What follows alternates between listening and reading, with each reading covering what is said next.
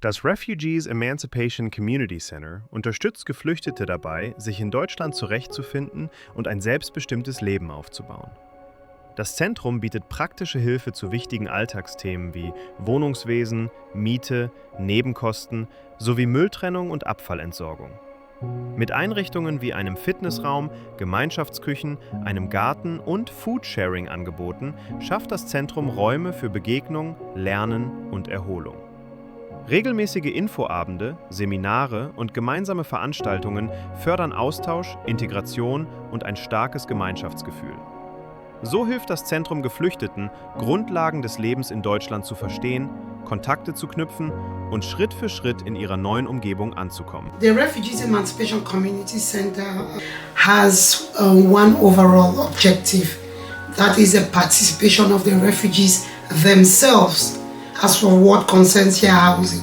We believe and we have always advocated for the active participation of refugees in their integration process. So refugees should not be like passive members, but be included in institutions. We have always advocated that refugees themselves should be involved in their integration process, in the decisions in their integration process, in the policy making and so on concerning their integration process. They shouldn't be passive but active members in their integration process. So the Rec Center, it's a housing project where refugees themselves decide on how they want to live, how they want to use their energy, how they want to dispose of their waste, how they want to pay back their mortgage, how they want to live in general,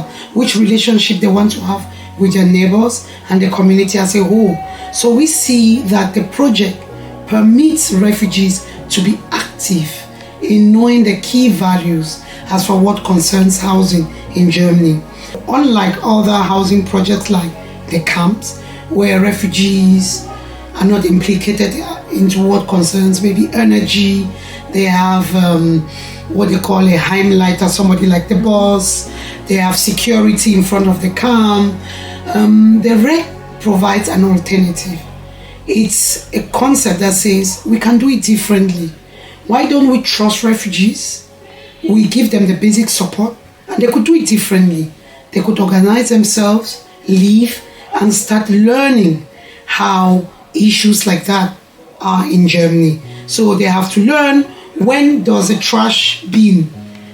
Like blue is for paper, yellow trash is for plastic. All these aspects are very instrumental for their lives in Germany.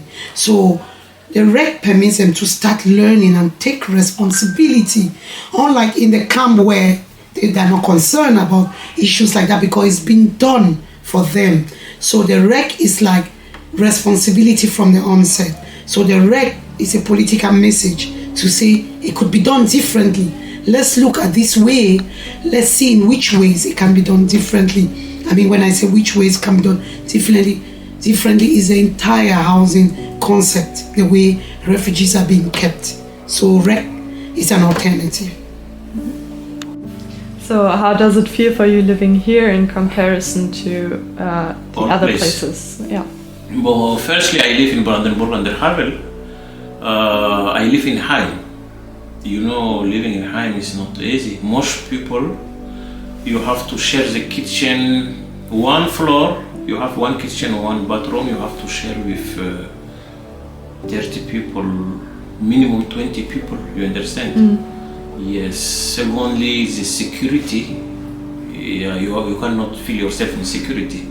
I like it because everyone has his own life, like it's my life and I like it like that, and I didn't interrupt you or do anything bad to you. So you can decide yourself? Yeah, you can decide yourself. How do you participate in the house here and what are the activities that you do here? Yeah, so here in this house we are like doing a weekly seminar to clean the house, to take care of the garden, to do some tasks and household activities. So yeah, we have a lot to do. Das Freizeitzentrum hat zweifellos einen wichtigen Beitrag zur Zivilgesellschaft geleistet. Insbesondere durch die erfolgreiche Integration von Geflüchteten mittels stabiler Wohnmöglichkeiten. Nun steht das Zentrum jedoch vor einer großen Herausforderung, dem Dach von Haus 2. Das Dach des zweiten Gebäudes des Freizeitzentrums, das erst vor 2 Jahren mit minimalen Ressourcen und begrenzten Mitteln errichtet wurde, befindet sich nun im 2. Jahr seines Verfalls und konnte den extremen Witterungsbedingungen nicht standhalten. Daher sind die Isolierung und die gesamte Dachkonstruktion dringend sanierungsbedürftig. So what is needed for House 2 and why? Well, I think House 2 is very important that we are trying to put our focus on it because it's a project that will really bring out a solution to our space in what we are trying to do in terms of our concept.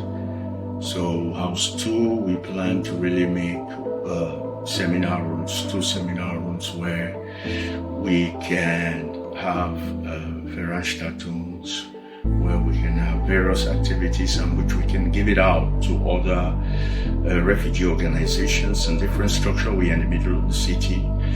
And I think that will really bring the focus point of a self-organized space that we can organize meetings, but also other organizations can use it.